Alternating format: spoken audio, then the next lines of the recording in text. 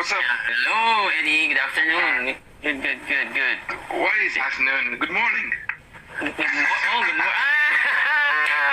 Oh, you got me there. No, I don't. I'm detoxing today, but yeah. Cheers to that. Cheers to that. Honestly, it's 2 p.m. here anyway, so it's fine. Yeah.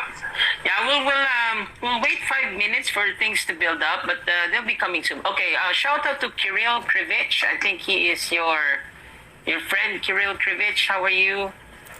Okay. How about?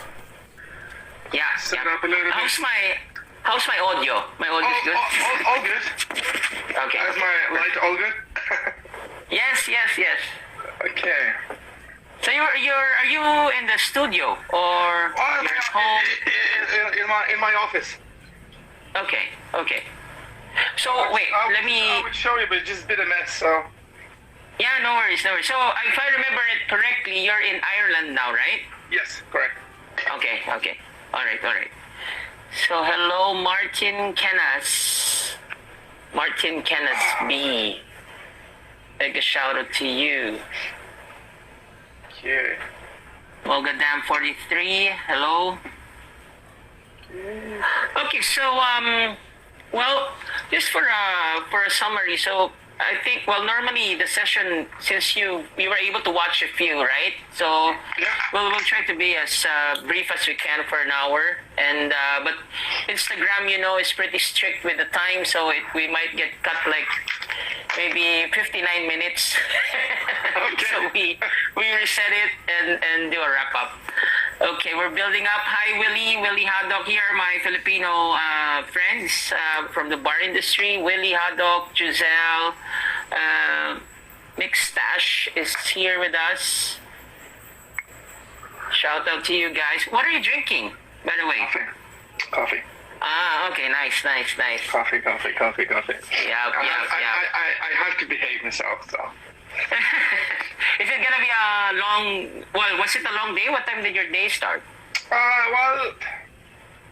My sleep is all over fucked up, so I went to sleep at 5 o'clock in the morning. Okay. I'd say I get out of bed at 12ish. I think the moment you text me when I said I was just getting out of my bed. So. Okay. Yeah, No, sorry about that. It's all fucked up, you know what I mean? Because I don't have to travel. I don't have to have a strict work hours. Because I can do my work whatever suits me. That can be 2 p.m., 5 p.m., or 5 o'clock in the morning. Yeah. Well, which is a good thing in some ways. In some ways, yes, but and I'd say like this: if I would be having a job or office space outside the house where you have to wake up in the morning and be there at 9 o'clock in the morning, I think the productivity will be probably 100 times better. Well, yeah. Because when you're home in the office and you turn on the computer, well, fucking nobody's stopping you watching YouTube or anything else. Exactly. It's like if you want to do something and you have to wake up at 9, nobody stops you to wake up at 12 because you can say I can do it at 1. And at 1 you become sleepy, you need a coffee, you get a this, and at the end of it is just your days get fucked up. Exactly. Okay. No, I understand. In fact, that's why I said in some ways, because we're used to having a routine or a set thing to do, and because of what's happening right now, okay, routine, whatever. Yeah, routine is very, very important if it works. Okay, so I guess we can start. We have a good number. All right, so ladies and gentlemen, this is Richie of Thomas Sessions Live. So like I said a while ago in my teaser video, so we are actually honored to have with us right now. I'll keep this introduction very brief because once you hear the company, you know the man behind. But we'll know later on because once upon a time there were two.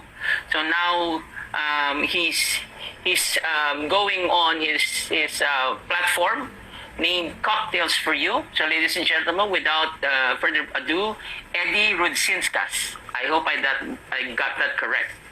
Yes, Eddie, welcome to Thomas Sessions. All right, so let's get the ball rolling. So can you tell us something, because for the Filipinos out there, I'm pretty sure you know you have a huge following of the platform Cocktails for You. I'm not sure though if, because you can check the geography, right, of which countries Yeah, basically. Sort of. While we're talking, it is. Yeah, I think it is possible to check.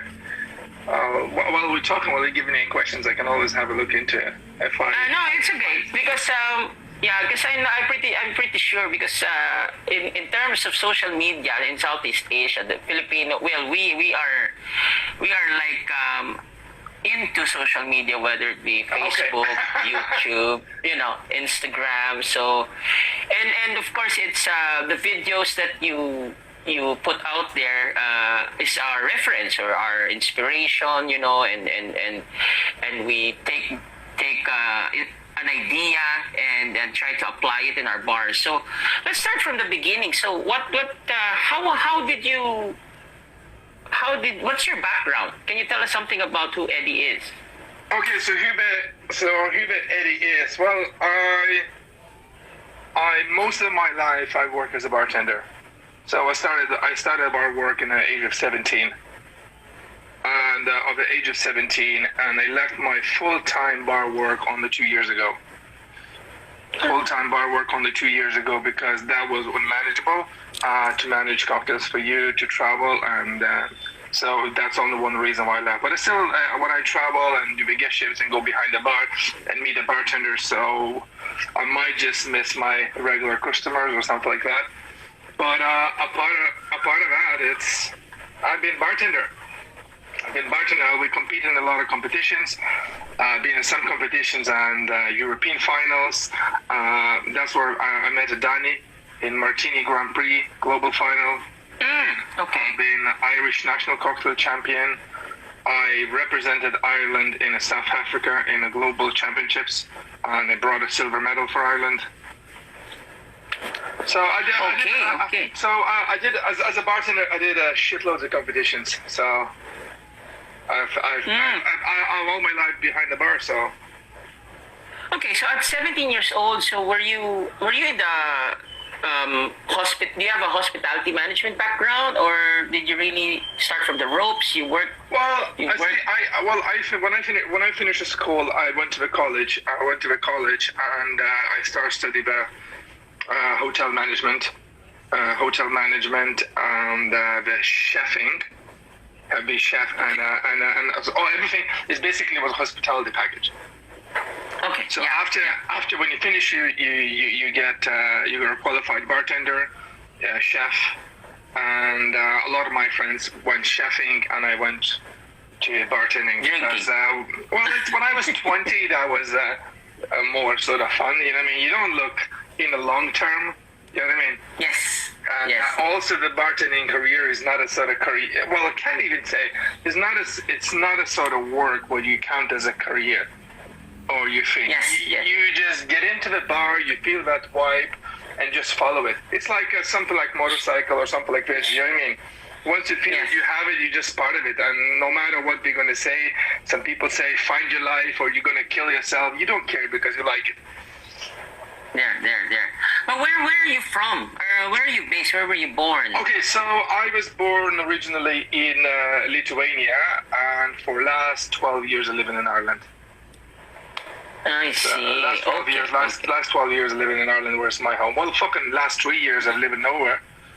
This is the longest I've been home in the 3 years. Congratulations. So, it's all traveling and etc. All right. So, who came up with the idea of Cocktails for You? So, was it solely your idea? Yeah. So, so when I started Cocktails for You, I run it about 4 or 5 years. I'd say so. Yeah, 4 or 5 years, and after I met Danny, and I worked with Danny for 2.5 years. 2.5 years, and now in March, Danny stepped down. But I started as my personal blog. I started as my personal blog because when I was doing the competitions, my hobby is photography also. I was taking the pictures of the drinks and etc. And I started putting them on Facebook.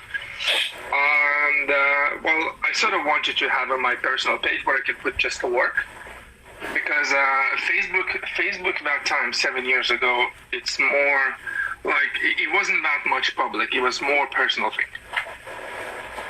At the beginning, it was more personal thing. Who you are, what you do, who is your friends. It's more about friends and personal interactions. So it was nothing like now, just everything just all over the place. So that's when I started. I started the page Cocktails for You, but that was the idea of a Cocktails for You as my just personal diary.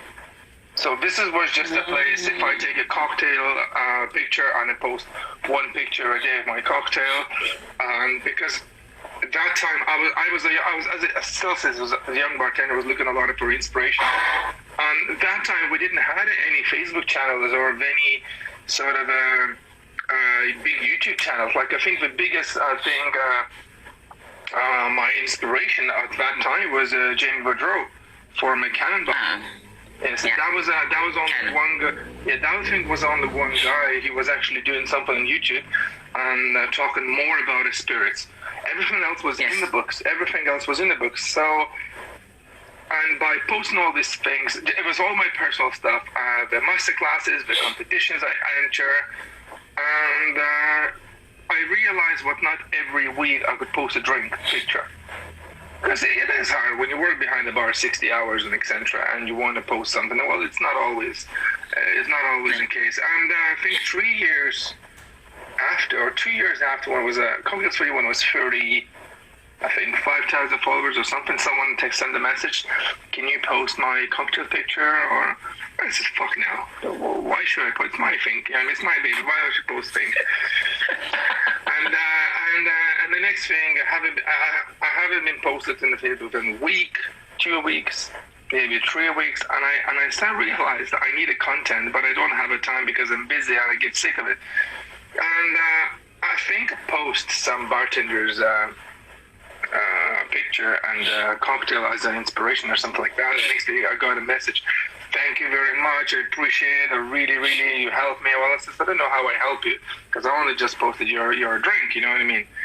It says, no, that's been very, very nice of you. I've been following you. And I didn't know anything about the fucking what is a following or what is a thing. But that moment the idea was come. So it says, when I cannot make a fucking drink, maybe someone can fucking send me a drink and I can post it. Does that not make a job easy? Bang, and an idea was born, and the moment we start posting some other bartenders, it was like a virus. More and more bartenders doing it, and next thing the videos kicked in. That time, because if you look now at the Bacardi legacy in the world class log, it's 10 years. Yeah, but that time, 7 years, we were just at the start, and all the bartenders in the first year was putting so much effort. In marketing, So they were doing the thing. So, and that's how everything started rolling. So that's how it started rolling, and that's why Cocktails for You become not anymore just about me, just become sort of slowly start shaping in a bartending community. So everything what I was doing, it was not just doing about myself. It was what I doing and what other bartenders doing. So that one was logo was burned, and next one would come up idea with the pin. Now if you look, it's nearly every single brand has these pins.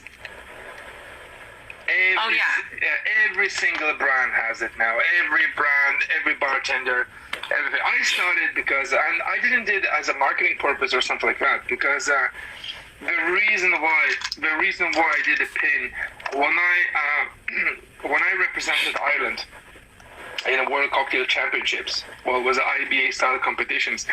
When you go to the competition, you see all these bartenders from all over the world wearing fancy jackets, and in every jacket you have the guild pins. Would be the guild pins been dating the guys you have it from 1960s, 1970s. Like guys like Japan, they getting a new pin every year, and that was the original Bartenders Association symbol of your guild. You know what I mean? Having something like this, and that was very personal because the only way you could get to someone's pin is if you meet in one of these events and you literally take from your jacket, put in someone else, and you have a swap. And that's only one reason why I wanted to have a Cocktails for You pin. Because at that time I didn't make. I was working behind the bar and for me it was like I think the first pins to make was like €150 or something like that. For 150 pins was like €1 so given the fucking euro like that, you know what I mean, as a bartender, it's not the smartest way. Practical. Yes. Yeah, but because it didn't have any marketing intentions or anything like that, I think that's why the pin become such a big symbol. It still becomes so popular, and that's everyone start wanted. So that's what I said. You can only get the pin when you meet me, like, or you meet us, like, you know what I mean, as a team, and that's took off. And suddenly 5 years after, everyone started doing the fucking pins everywhere. Everyone, and nice. thinking this, but that was for me. That was a story where pin was so unique, and that's it. And that's after so many years, and that's where Cocktails for You been shaped. All right, but looking back, how do you feel? Like looking back, I say, oh, don't you like just stare at what you're doing and then wow, this happened to me? I mean, well, but it's not. No, it never did. Like it was always like just following your work. It's really cool. It's like, you know, I mean, it's really cool to look your improvement. Even I think the cocktails I made 5 years ago, and made a picture with my first camera, and I thought that was fucking phenomenal. I really thought that was so class, and I have no idea why people didn't like that picture. Now, 6 years after, I look at that picture now, I fucking know why people didn't like it, because that picture wasn't that good. No, like, even by taking the pictures, like, okay, as a bartender, we all can make a drinks. We all make a thing drinks, but another thing is to make a drink beautiful, the drink make it presentable. And there's a little every tips I learned from from competitions. And because, like, you know, I get the amount of emails I get, and a bartender send me pictures, and after asking me why not post a picture in the Cocktails for You. Well, it's a little basis. What I learned is when you go in even IBA style competition, the first thing when you make a picture, you make sure is your glass is fucking clean. You know what I mean? Your glass is clean. So all these little bits, and by taking this, so I just literally learned how to style the cocktails. There's no if you make so many pictures, you learn how to style, how to put them, how to take the pictures. So what camera were you using then, and what camera are you using now? That time I was using, well, my office is a bit of a mess. That time, I'll show you. At that time I was using a Nikon, I think D80. I think Nikon all right. Nikon D80, and after I had a Nikon D7000. Sorry, I want to show it. I was taking a picture, so you can see it's like, you know. Okay, so here we are at the office studio. Well, it's a bit of a. This is my office. You can see a bit of shakers here, a bit of shakers here, drunk DJ. So okay, so this is where all my magic happens. Oh wow! So here you are. So now I have 3 camera bodies. Well, pretty much everything was to do with the camera now. So this is my photography equipment. Nice. And you can see there's a lot of, and it's like, you know what I mean? It's like all. I have even in my garage the more bulky equipment, but all the photography now is in that. Alright, so I have 3 camera bodies now. Okay, so I have with regards to that, because my frustration. Once upon a time I wanted to be practice photography also, so I have a Canon with me, no. But then again, the thing with having a camera is like you're like a reporter when you go to an event, because you have your sling bag. When you said that, the The first probably the cocktails for you. First probably even now or 2 years ago, someone asked me how do you imagine Eddie. Well, that's the guy who always walks with the camera.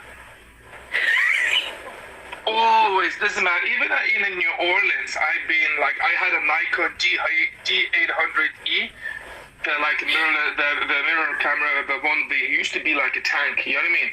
You can't smash them. And I was shit faced in New Orleans, walking the fucking streets, and I still made the pictures. I always had. I learned how to walk with a camera, and I never broke my camera ever.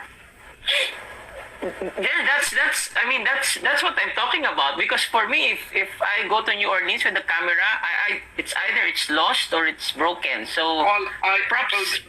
Okay, I'm saying like this. So when I start photography,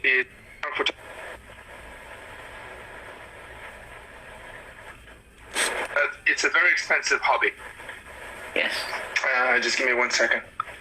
I was just getting a phone call on our live stream. I just quickly got a message via Facebook. No worries. No, just got a message via Facebook. So, well, yeah. Okay, I'm on a live stream. Perfect. Boom. So what happened? Very expensive. Yeah. So when I started the hobby, I started my first camera was like a €300. And after 2 years, I moved to the camera, and I think one lens was like a €700. And after that, it was like, I think it's even 1,500. And that time, just to spare just for camera body, it was a lot of saving. Working as a bartender to buy the camera equipment and buying all these things, it takes a lot of money. You know what I mean? And with that spending of money, saving for every penny for buying that one piece of glass or something, you learn how to appreciate it. Yes. Yes, exactly. If you work in and your work gives you a fucking camera or something, you haven't paid it, you know it's expensive, but you don't give a fuck. You're not going to appreciate it if you save for something for 6 months and you buy it. Yep, I agree. So, okay, with the camera thing now, okay, how about cell phones? Are you between a cell phone and a normal camera? Well, what's the difference for you? Well, iPhone is good. Or phone is good when you're on the go. When you're on the go, or you're doing Instagram stories, etc. If you're looking for a photographer, it's amazing tool, because sometimes it's a lot of people want to buy a cheap camera and they don't know how to take a pictures. You know what I mean? And usually we put in the door because we don't know how to use it. Well, I always say is, buy a better phone then. And at least you're going to use your phone and learn how to make a cocktail pictures with the phone, because it is a lot of tip and tricks how to make it. Even if you go on YouTube, how to take a beautiful pictures with the phone. Learn with the phone, and after, when you're going to start grow your media or something, after upgrade your equipment. Like okay. Now, I wouldn't now swap. Like I've been always taking pictures with my camera or something like that. You know what I mean? But a phone is well, because of all the work, media, and it's playing a really, really big part. Okay. So what software do you use for editing? Okay, I use the basic. So we used to be, the Apple used to have Aperture, and I used to love it. It used to be phenomenal. Now I use Adobe Photoshop and Lightroom. Okay, so Adobe's... Adobe, I use my Lightroom and Think, and even Lightroom you can get now on the iPad and on our iPhone. Well, whenever I take pictures, I do very little editing. I try to not to do the editing. I try to take a correct picture at the start. Yeah, no, I was about to... Yeah. It saves time and... Yeah. But I usually fix all if I'm doing editing now is just lift up some shadows or highlights, and you know what I mean. Just add a bit of vibrance or sharpness, depends. But I try to get a right shot at the beginning, because if you're gonna take a shit shot of 100 pictures, and you're gonna need to edit 100 pictures, you're gonna end up with a shitloads of work. Yep. Okay, we're going into that direction. So how long does it take you normally to prepare for just one shot? Okay, how long does it take? one thing. Okay, it's really okay. We'll do the breakdown. So let's say it depends on the drink. It depends on the drink. If a drink stirred or drink shaken. Because if a drink is if a drink is stirred, it's a bit easier. You can make a drink. You can pour, you can put in the fridge, you can put your glass in the fridge till you set up your shot and etc. And so that saves a bit of time when shaking, because if you have a shaken drink, you need to shake, and after you pour in a glass, it dies much quicker than stir glass. You know what I mean? Yes, yes. It's a lot of factors. So we're talking about a drink picture can take from 15-20 minutes to 2 hours. I see. Okay. So No, actually, it's things like reason why it takes it all depends on every single detail. Even like glassware. If you have some weird shape of glassware gives you stupid reflections or something, or sometimes you want to. Sometimes you have a glass what visually looks so beautiful, like you touch it in a hand looks so beautiful, but when you try to take a picture of it, it looks like shit. yes. No, I agree. Yeah. I agree. So So that's how do like- you? So how does that work? For let's say you thought this glass is good, but eventually when you take a picture, it doesn't look good. Well, the thing is, then in that case, you still want to challenge yourself. So even if you want to challenge yourself, you're gonna try to maybe try a different setup completely, because sometimes you have an idea and when it is a bright picture or something like that, well, try to get over it. Try maybe low key, you know what I mean, something like in the dark, or try to change the place. And if that doesn't really work, you play after an hour, you get annoyed, because after an hour when you spend so much, even when you have so much experience, after an hour, if you see the shit doesn't go through, well, fuck it, I just leave it and start over again with a different glass. Because if I cannot do picture in an hour, what makes me happy, I just have to change something. It just doesn't work. You know what I mean? Yeah, it's no point to reinvent. Only in case you have to invent glass. So that's another challenge. There. Okay.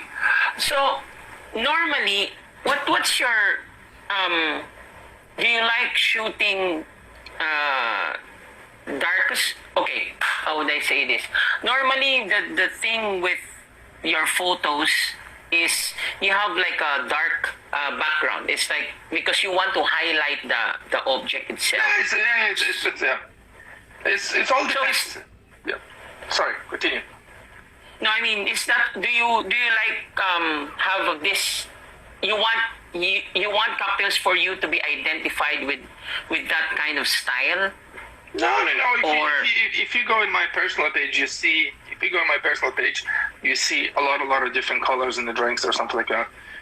But first of all, I come up with the drink, and after just try to take a picture of it, and just see. I'll always see as well how much time I have.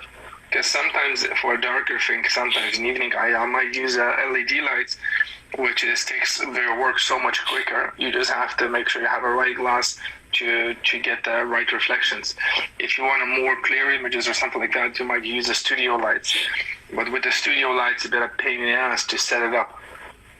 Everything. Okay, so nowadays I'm having okay, so what's your tip? Because we might have some friends who are in the same situation. Because I'm using ring light. So I'm using ring light. But normally, if you take that and you use a glass, there's always this reflection. There's always I'll show you while I'm talking to you. So it's gonna be because I have a ring light, but I don't use a ring light at all for photography. The best is if you're using a quick photography, you're using LED lights. So my recommendation is you can buy one of these LED panels. It has the strength. It lets you pick the color temperature, and you can buy the different shape. You can buy a different shape and LED. So if you put a drink in between the lines, you know what I mean? It's always, or this one. See, when you have a ring light, you put it both, and you can't control anything. Yes. When you have one of these lights, we can put one of these lights, and after you can diffuse even through the paper. You know what I mean? You can lit up some more things. You can put a bit of angle, and you have a bit of control of that light. So you can always reduce the thing. That's a good thing about the lighting. You can always lit up just the things you want. You'll find it perfect. And next thing, once you have a set up one light, whatever, just backlit or gives a line on your cocktail.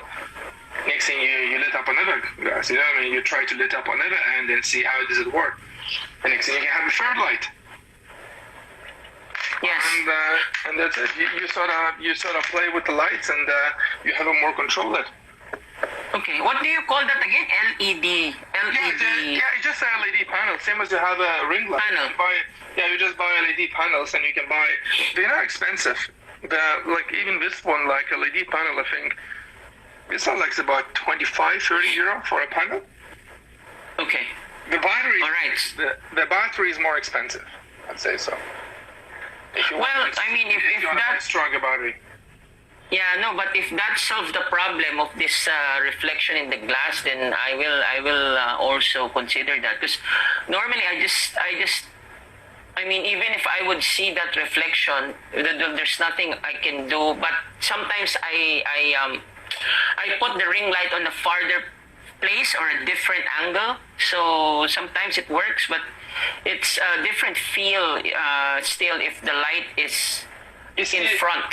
Yeah, but the thing is, if you're using a ring light, the best thing is just to take a picture of from the top. If you have a ring light, because if you have a ring light, if you take it from the top, you see how even now in the video you can see how this side will have a lines. You see white lines? Yes. So it has a white line. So if you're going to drop now your exposure, your background is going to get darker, and if you increase the power of the light, your dark going to start a little bit more glow. So next thing you have lit up your cocktail, but you give it more things or something like that. If you give a bit of side, you see, that's where reflection comes in. So if I put like this, you have a silly reflection. If I put to the side here, something like this, it lit up completely different. So that's what the thing is about these LEDs. They're more portable than the ring light, and you can adjust the power of all, like 60 euro, up to 100 euro for a get setup. You can adjust all the lights and everything, and makes your life so much easier. You have a control of everything. You can control, if you like it says, I lit up a drink, I lit up the garnish, and then you see in the camera how the picture looks. Okay.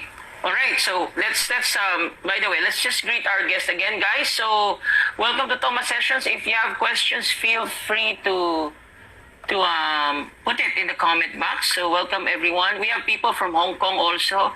Navneet, I see Navneet here. All right. So okay, let's now go to super slow-mo. So are you a fan of super slow-mo? Let's say moving shots, right?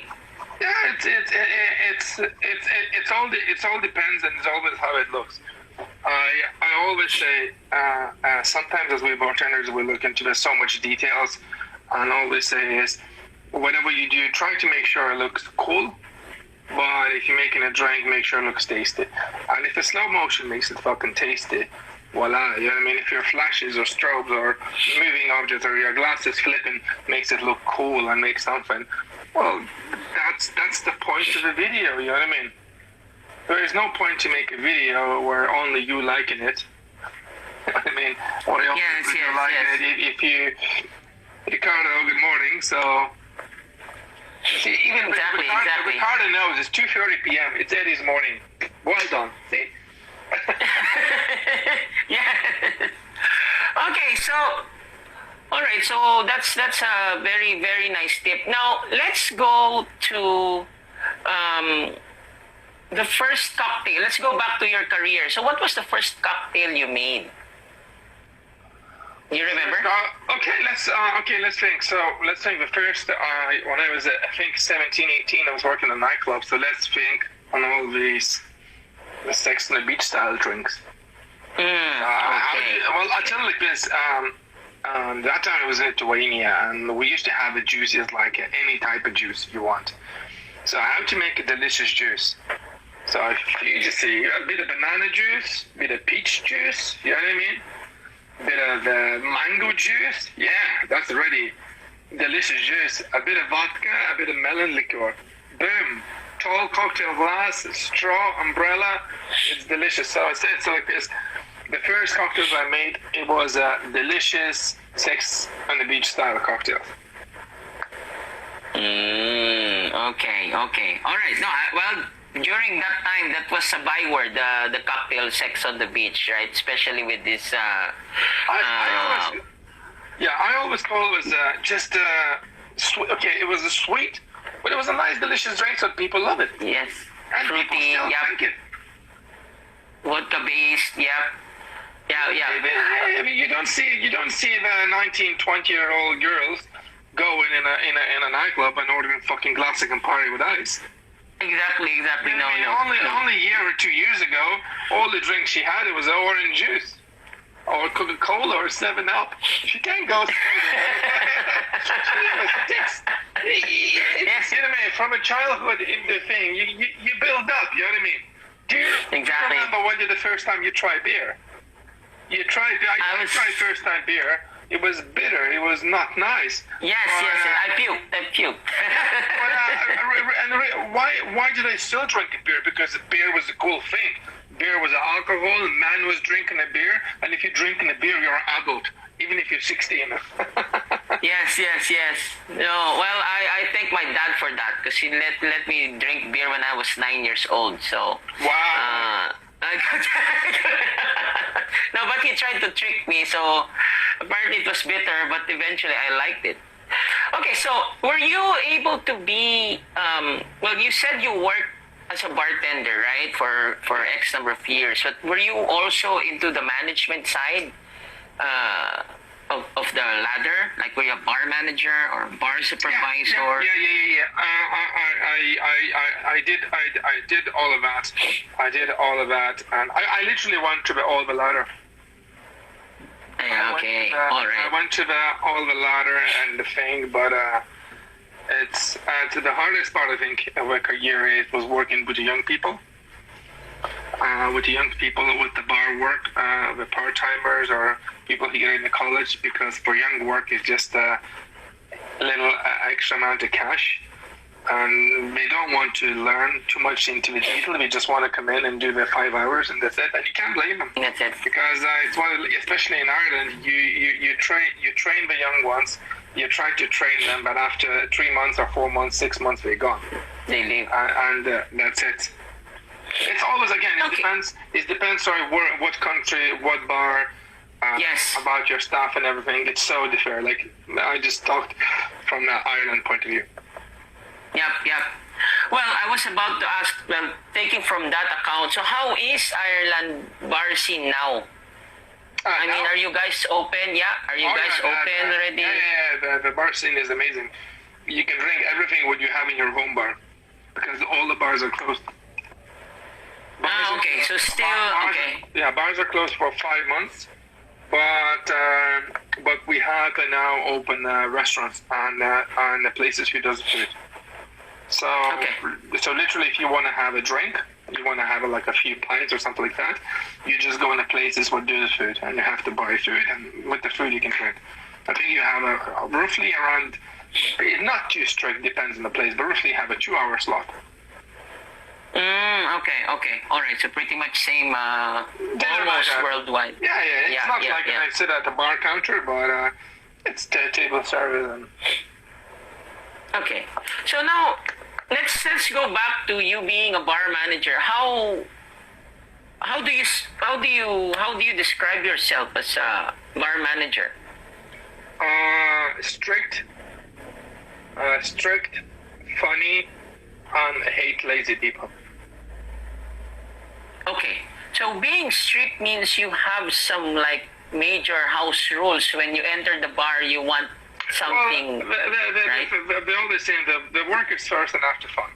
I don't say in the bar you can't have a fun or something like that. You know what I mean? and you go to do, you come into a bar, you want to make sure everything is organized, everything is arranged, everything is clean, and everything has a routine. Because if the bar is a mess, well, your work is a mess. Yep. But don't Okay, forget, so guys. but even if a bar manager, even I say like as a bar manager in different countries, different bars have so different meanings. Like depends on the size of the bar. But some bar managers they can be just in charge of the bar menu and how the bar operates or something like that, or they're just looking after the staff. Some hotel groups or something like that, they have above a bar manager, they're like a general manager who looks into it and tells you what to do, and you're just looking after your staff. You know what I mean? It's silly. Well, what is a bar manager? The bartender who he's not lazy and work longer than everyone else. There you go. Yeah, exactly. Okay, so what's your relationship, or let's go to your other partner, Daniil Nievsky, right? Yeah. So you guys met in the Grand Prix competition. Okay, Yeah. so as you mentioned, so when did you two decide to let's do, well, do you want to join me? Let's do cocktails for you. So how did that? I don't really exactly. I think we talked through and think about the cocktails for you, but that time I was getting tired with cocktails for you because that was over, I think, 300,000 followers, and I didn't have enough time to do everything because the amount of messages you get every day, like I think, like, hey, how to make a cosmopolitan? Yeah, let me Google for you. And all these things, and it was just tough. I needed someone. I didn't want anyone let in because at that time everyone just wanted to use the cocktails for you as a personal reason. And when I talked to the Danny, you sort of understand my vision, what I want, what is the point to it, and we just decided to give it a go and carry on. It was like I said, it was a big risk for me as a thing, but I had to take that step. Take that step to move forward, and that's it. I learned a lot, even with the Danny in the last 3 years. I learned so much. New things, more than I tell you, is outside social media, outside things and etc. So that was a good decision. Okay.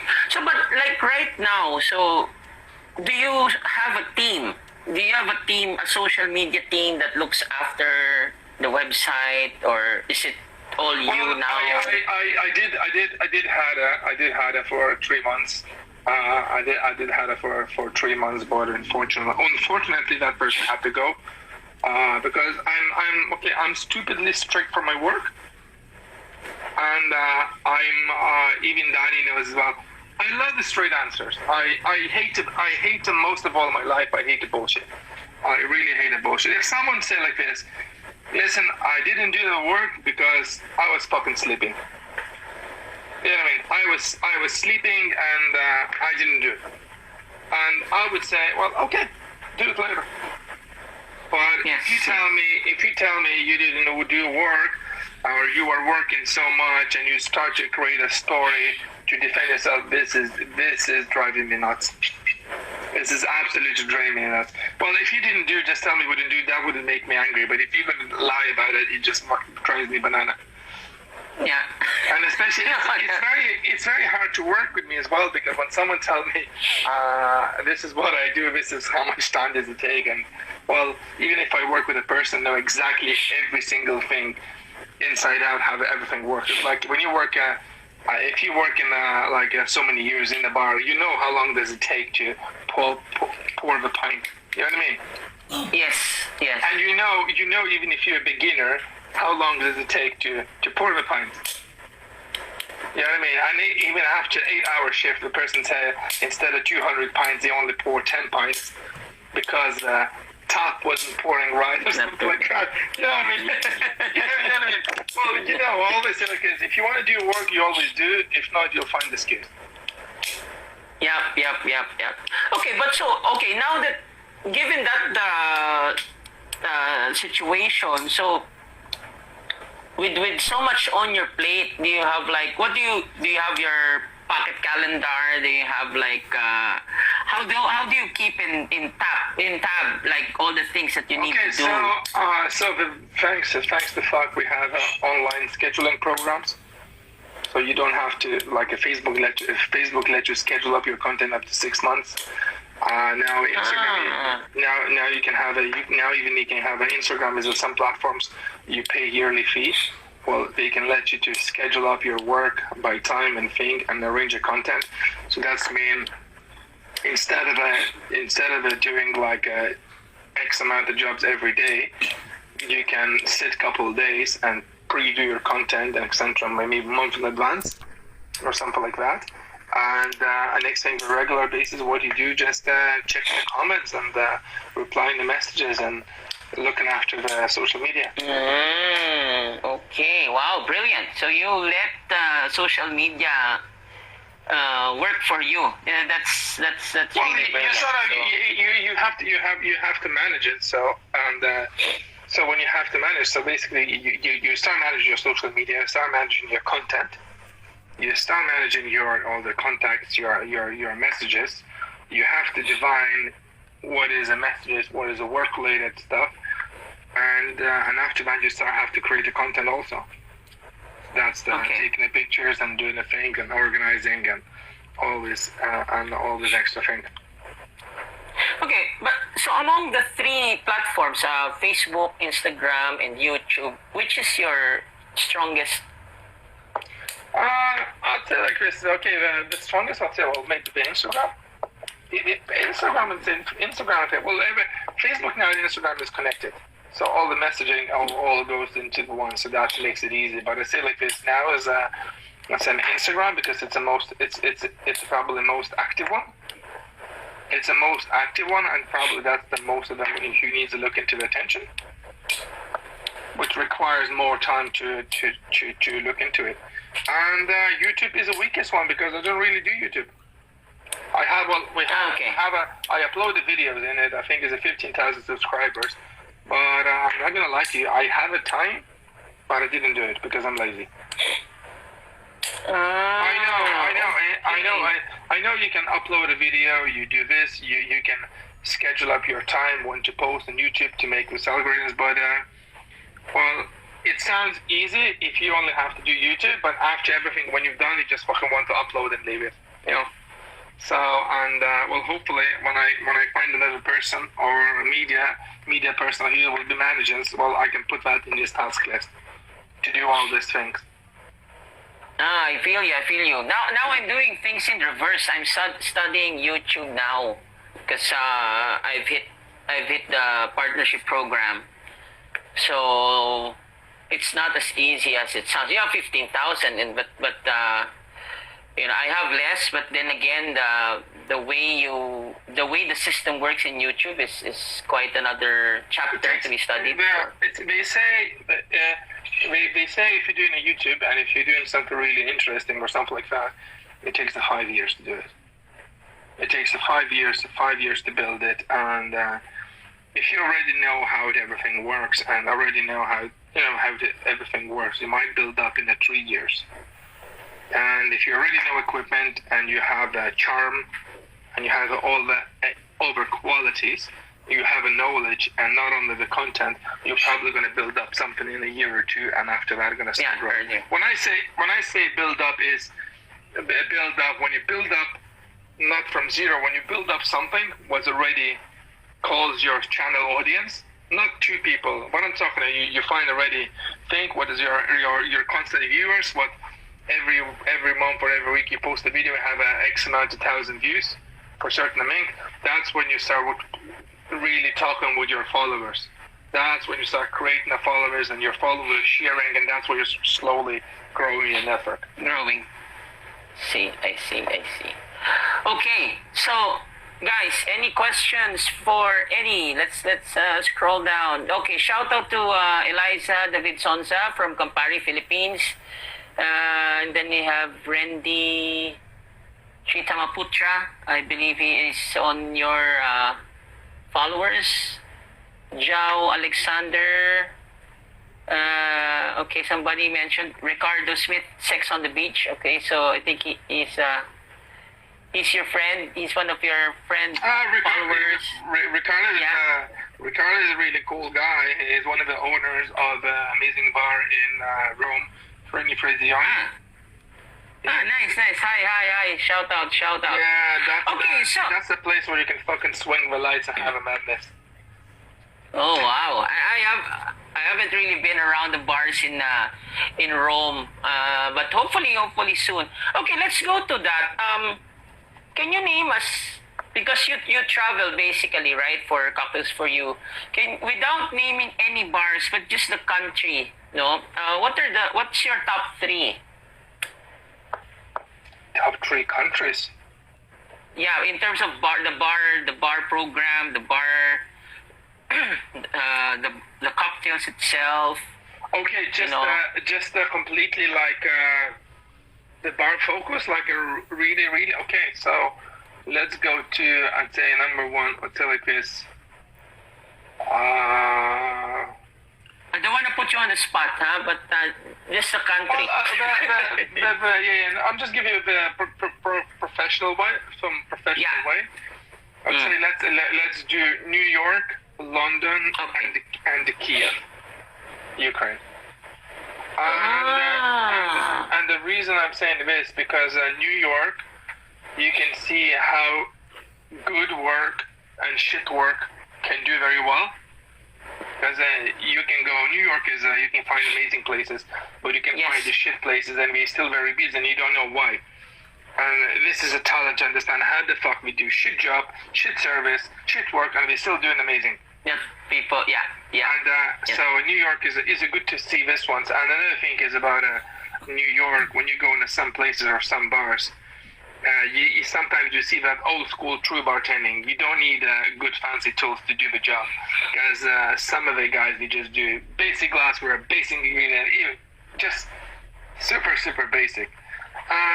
London, you see, it's like a New York, but it's just more polished up.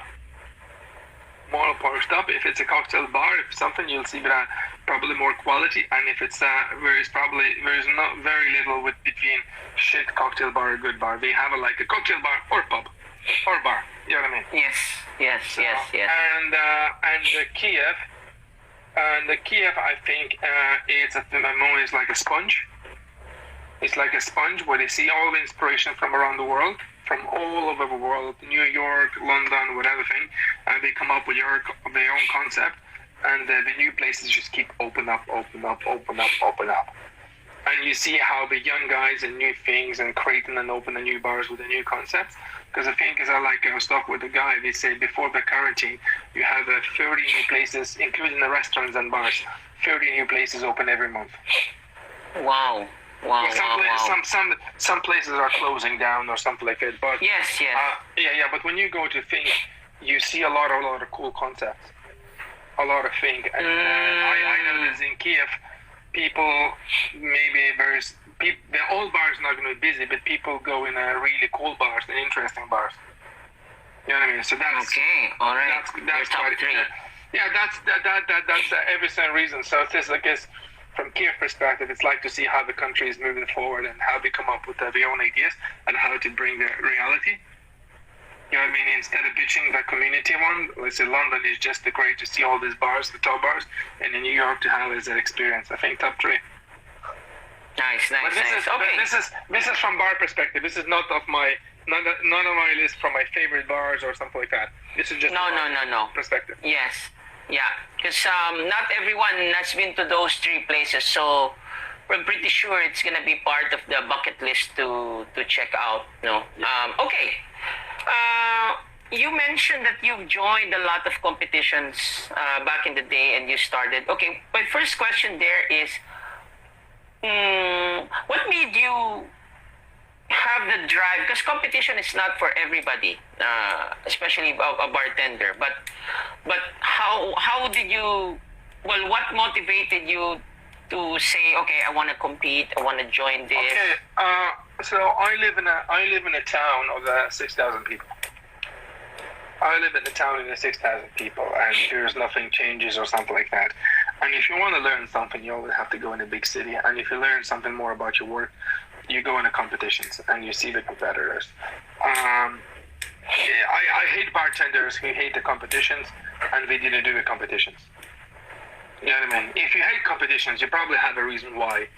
And you have to answer why. If you enter competition, most of the reasons is they entered 5 times competition, they lost every competition, and just because they hate it, they say that this is corrupted or something like this, and blah blah blah. The reason why I went to competition, I went to learn things, and every bartender will learn completely different things. Depends on the person, but even the basic ones, talking in the crowd, stage performance, working in front of people, that gives us so much experience. If you ever decide to do a seminar or something like that, that stage experience and stress and everything gives you think. And you work techniques and etc. When you go to competition, you might see 10, 15, 20, 30 bartenders, and every different bartender has a different level of your work, style, technique, creativity. So by entering competition, you're not only making your drink, you see the other bartenders, their inspirations, what they do, and how they come up with the stuff. You know what I mean? And you see these unique ideas where you not copy them, but some unique ideas can inspire you to do something interesting also. All right. Okay. So wait, we're gonna be cut. So I think we're gonna reset this, Eddie. So time flies fast in this program. So I'll end this, then reset it right away. So guys, please wait for my reset. I'm gonna end this now, and we'll reset it. I have about 4 or 5 more questions for Eddie. Okay. There you go. Okay, so we're back. So this is the second half of Thomas Sessions. So okay, since we've discussed about your reason behind competing, so how do you handle losses? Always a thing like this. When you go to competition, and don't think to win. Try to think like that. What you're gonna learn out of it. You know what I mean? Try to what you're gonna learn to it. Look into the competitors, and another best thing about a competition is when you do competition, check what mistakes have you done, and learn from the mistakes. Only when you're gonna learn from your mistakes, you're gonna become good at it. As every bartender say, when you're gonna start competing, at the beginning you're gonna start losing competitions. But if you're a bartender truly learning everything, and you're gonna learn something, it says one day you're gonna become so good, you're gonna start winning competitions. You know what I mean? Because when you're gonna learn your speech, your technique, your work, you learn about your drink, your body, your thing, you're going to become good at it. And next thing, you're going to become good in the top level with some of the bartenders, and you're going to start getting achievements and recognition of your work. Okay, all right, guys. So for those aspiring bartenders out there, so you heard it from Eddie. So by the way, Eddie, do you still have an itch to compete at this stage? Sorry? Do you still have an itch to compete at this stage in your life? I've thought of sometimes. I think I was thinking about competition, but I've been judging a competition so many.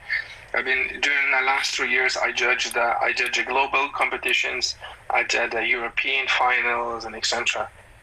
So I become I think I'm judged for 4 years.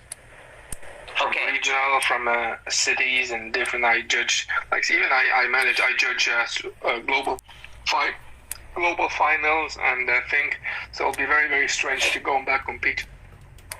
I see. Okay. I don't think I need any more of that competition stress, because now I think I build up my energy, that Tiggle for competition when you do the seminar. So when you go into a seminar, and if you do a new seminar, you learn, you're nervous, you look to the audience, you try to connect. I think that's new things. You know what I mean? That's your competition now. That's my competition now. All right. Okay, perfect. So, okay, reminiscing back, what were your top 3 competitions? Your favorite top 3 competitions that you've joined? I did an Aer Lingus competition. It's biggest Irish Airlines, and I won that time. I won 30 grand worth 2 business flights anywhere I want. Nice. Okay, so that's one. So that was a really cool one. Okay, winning a national Irish championship. That time, when you win National Irish Championship, you get that green blazer from Bartender Association, and you can represent the country in the world stage. So that feeling, it's unbelievable. And it's the global championships, the world championships, when you have 67 countries competing, you have hundreds of the bartenders in front of you, and when they call your name on the stage, it feels like it's Olympics or something like that. Yeah. Or Miss Universe, like you're in. Well, that's how I felt. I felt like I was in a Miss Universe when we were like 34 on the stage. Okay, and okay, we have a question. So it's related to what we're discussing from Lennon Aguilar of this Discovery Primea. It's a hotel here in the Philippines. So a question for both of you. We know that competitions are a big thing to being a bartender. Do you think that colleagues or supporters help the competitors in winning competitions? Well,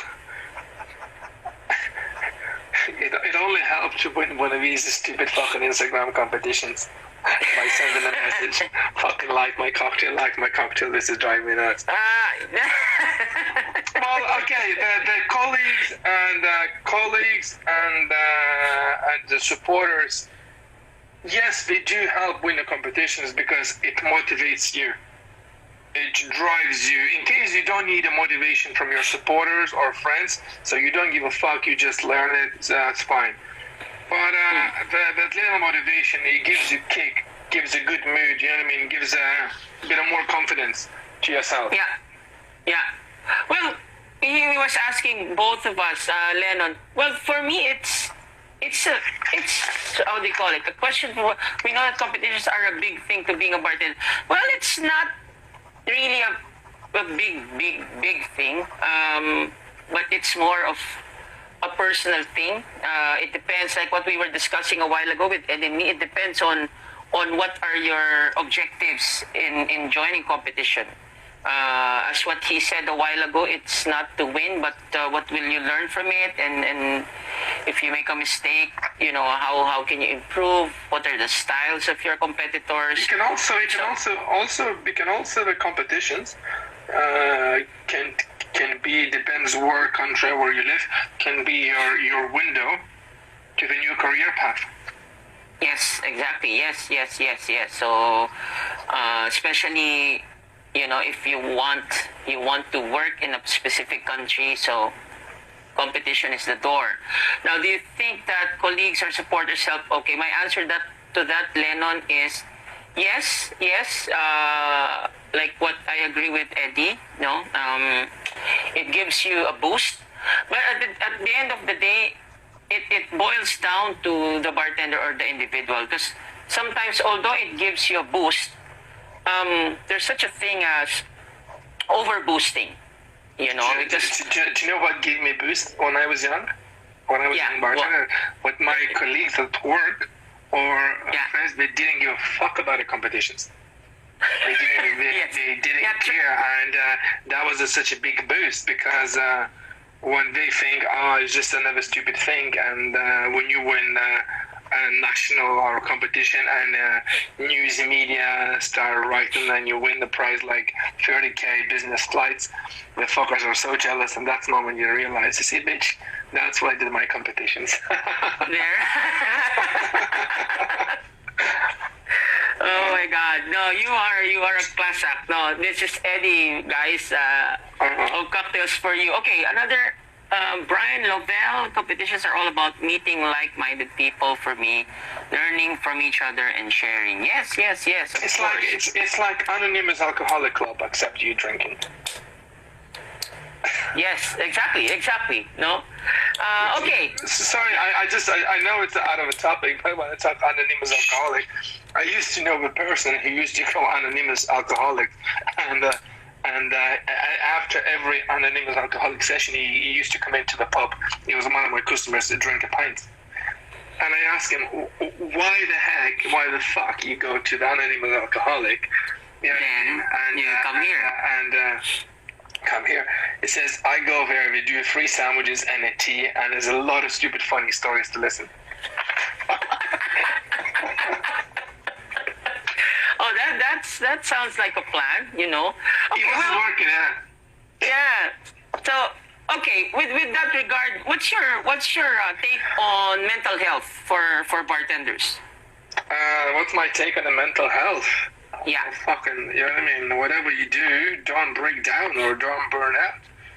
You know, like it says, what is a mental health? I think, well, for every person is personal. If you work if you work in an environment gives you a lot of stress. You know what I mean? You can work and drives you think and start creating a plan how to get away from that bar. Because not everyone can leave the bar because that's only one income, but start creating a plan how to move forward outside the thing. Another thing is whatever you do, try to do not burn out. You have to take a time rest because even with the trips I've seen with ambassadors, with flying, when you're flying so much, you've been away from home, you're drinking, you're hangover, and you're not sleeping. It's fun to do a week, 2 weeks, but when you're doing it for 3-4 months, it's so tiring. So you do have to remember you have to take care of yourself. Otherwise, it's just a matter of time when you're just gonna burn out and gonna hit you mentally. So I think I really think you just have to take every single person have to take care of himself. Mm-hmm. I mean, to the thing, and I think will be thing, but if you struggle with something and you feel really bad, just look for help. You know what I mean? People do help, and there's a lot of things you can help and speak. I says, if you're not going to speak and you're just going to do nothing and wait till it disappear, well, that doesn't really happen. All right. Okay. Yep. I agree 100%. Okay, so the next topic would be let's go to the present now. So what have you been doing in this pandemic? How are you? Okay. So how long is the pandemic now? 4 months? 4 months? Started March, April, May, June, July, August, almost 6. Okay, so let's go quickly. So March I was exercising, staying fit, wake up every morning, running. I felt great. April, start renovating my house, painting, doing all the homeworks for entire month, and you know what I mean, did so much. I thought like I'm a builder. Yeah, nice. But because I was busy renovating things, I didn't do any exercise. But I'm a renovator. May, renovation become less. I stopped exercising and I start doing barbecue season. Okay. May, June. I become a barbecue king, having steaks and cheeseburgers, wine every night, a glass of champagne, fucking everything what unhealthy you could eat. Was Nice. No exercise. July.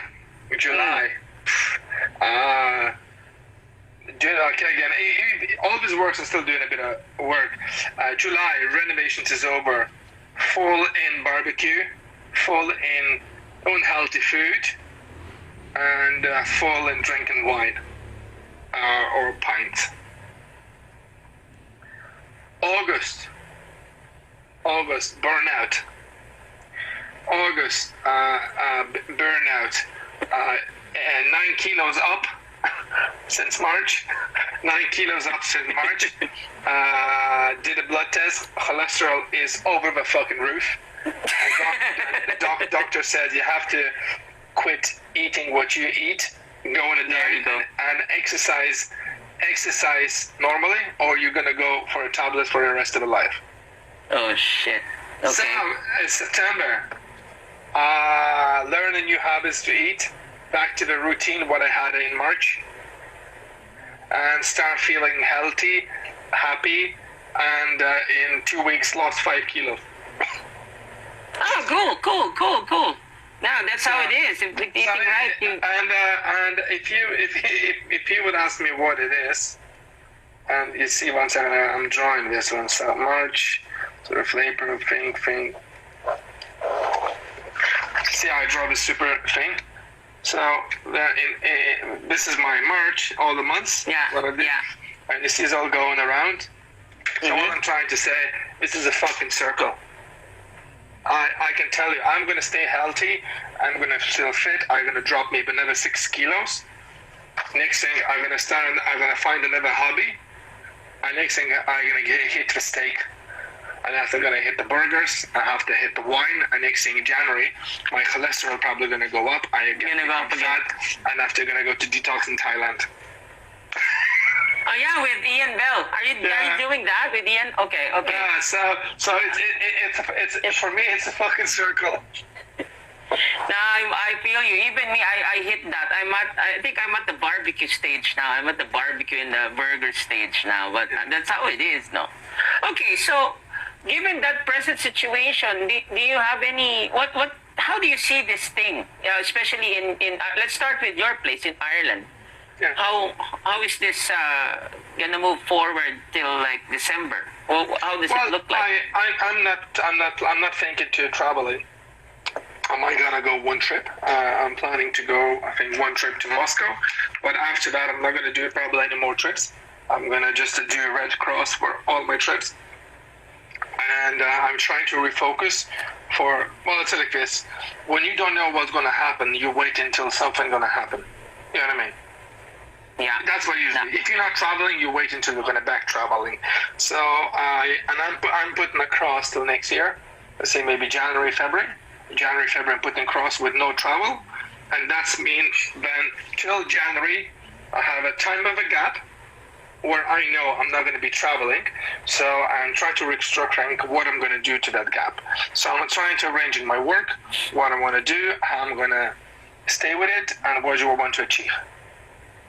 So restructuring, because if you don't have a point when or what, it just become waiting. Like we went to that March, April barbecue thing.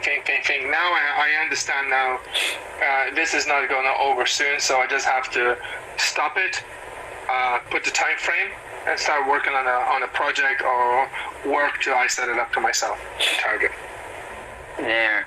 So at least you have your own willpower as but you have to think. You know what I mean? You have to survive. You have to think. You have to think about income as well. If you can't travel, you can't do this. What you can do, how to make it happen. You know what I mean? You have to think how you can sell yourself and etc. And to see how to make it work. Because even now, when you're working, you can still do maybe consultancy. You can do you can do this. You can do the content, and etc. You can give advices to the brands or like that. Okay. Okay, I'm curious now, Eddie. So, how do you call it? Maybe because now that I've talked to you, I really see you as a very workaholic type of person, and you want to be always busy. But does it couples for you in itself being on that platform pays the bills already for everything? I mean, you cannot answer that. Yeah, but okay. So the thing is if you're thinking of just to take cocktails for you and I think it just money doesn't come to it. You have to manage it, you have to sell it, and you have to make a plan. You have to work for it. If you work for it, and if you look into it and you know exactly what you're selling, what you're doing, yes, it pays your bills. It pays the bills. But if you just counting your followers and replying to comments, that doesn't pay your bills. So There that you go. doesn't pay your bills, and that's why you have to be in focus. That's why you have to restructurize and think, because otherwise, if I'm not gonna think like that, I'm not gonna make decisions. I'm not gonna think. Well, I'm not be sitting in my office. I'll be start looking for a job. You know what I There you mean? go. Because you have to find then something else what pays your bill. So I have the options. I can do the job I like and the job I know, and try to sell myself for someone who needs my help or my services. Or if I can do that, I might have to check someone to do services for someone. Right, yeah, exactly. Okay. Okay, so guys, do you have any questions? So let's give 2 minutes for maybe 3 questions from our audience. Shout out to Rents with Benefits. Christmas of Drink Manila is here. Willie from Philly is here also. Okay. Any questions from you guys? So Lennon asked the first one. Lennon asked the second question today. Okay, I think no, some of them are really just listening to us right now, Eddie. Okay, so maybe let's go to my last question. So my last question would be, what can you say, or what can you advise the aspiring bartenders, especially at this time? Aspiring bartenders, especially thing that is, find something you like to do. Find something you like to do, or you always want to do and never had the time to do it. You know, because you learn something else. Even when I was on the phone with Danny, and Danny started doing he's like, you know, I mean, Danny was very inactive on social media before, like, Yes. you know what to post, and now he's become very active.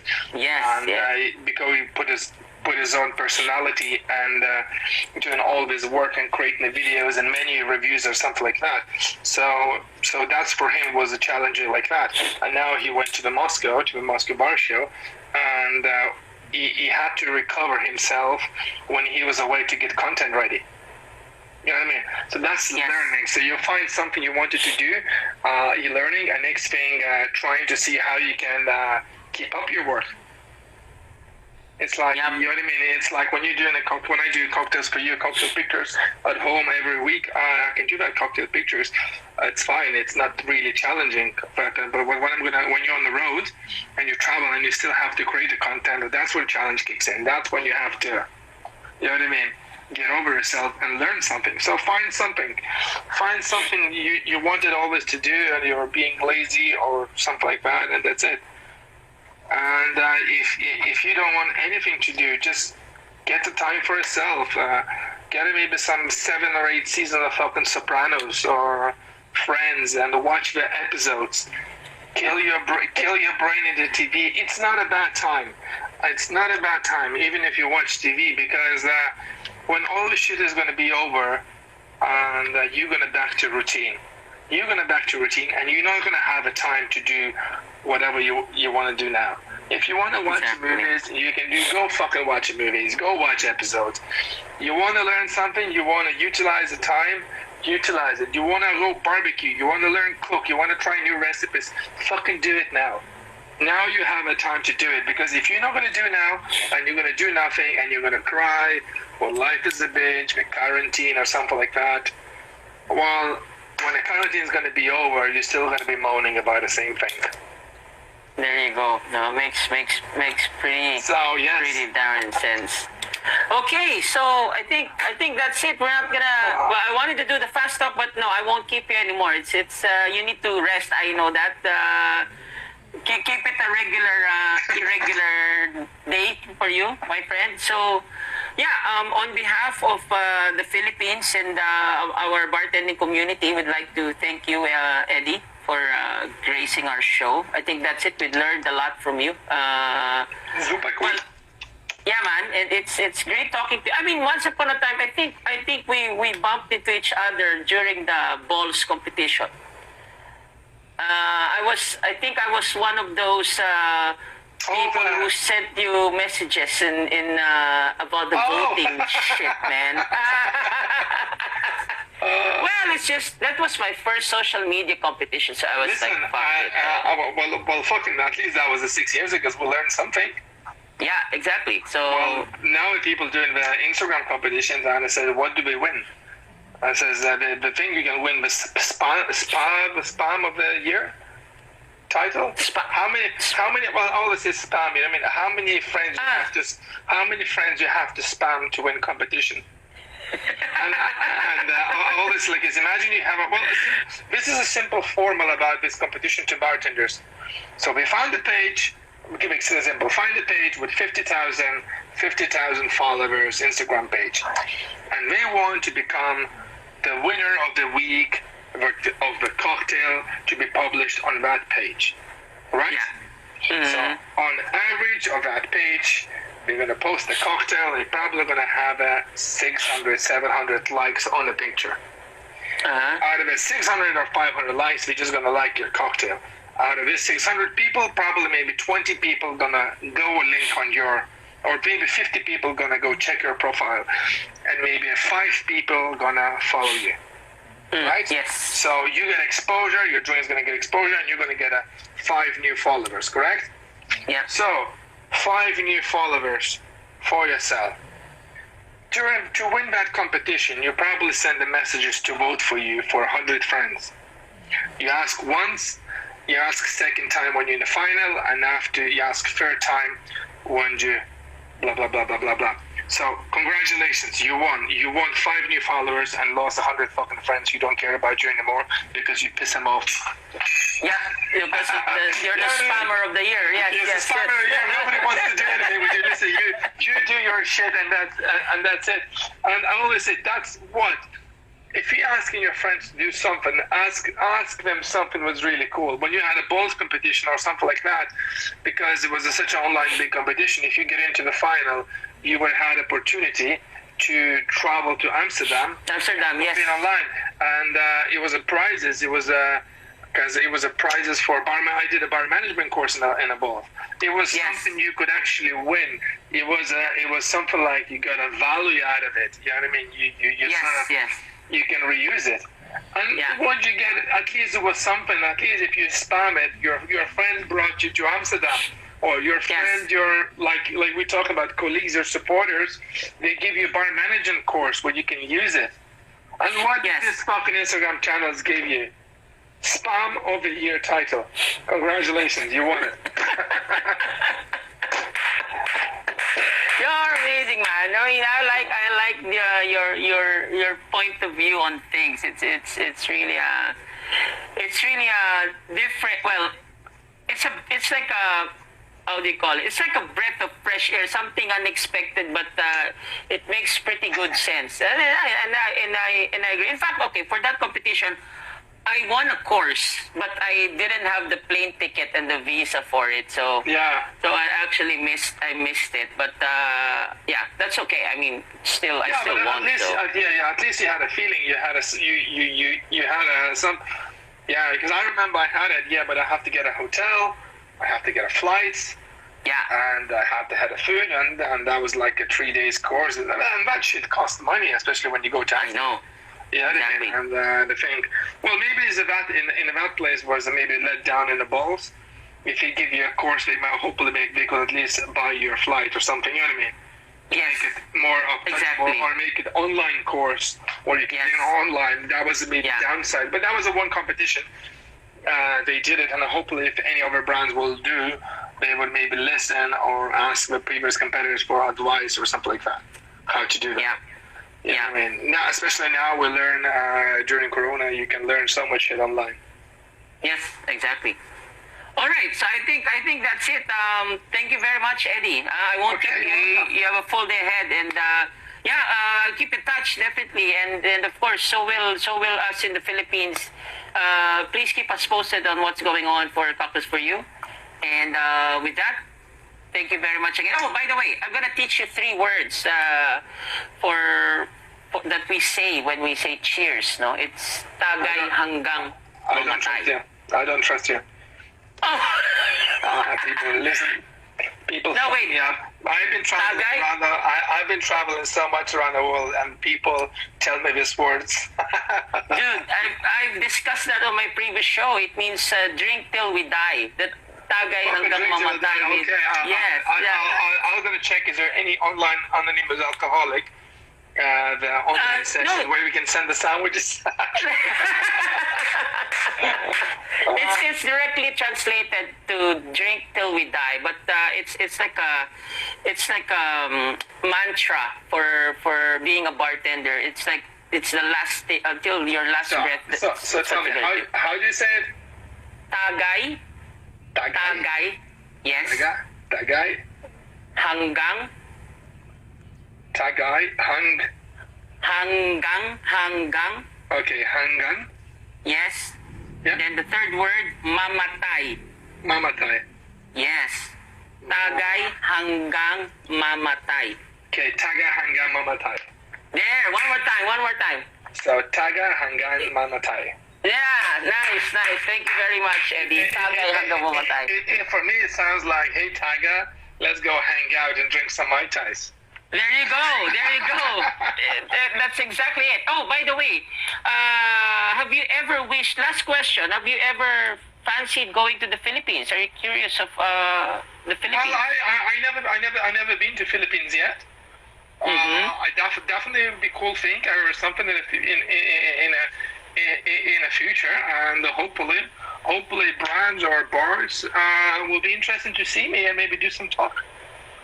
Okay, so yeah, I think a lot of people are listening in right now, even in the media personalities. So, yep, we'll put that in mind and see what happens in the future. Okay, Good. so I think Okay. yeah, very Thanks, nice time. Mel. Yeah. Okay, bye bye. Bye, Eddie. Thank you.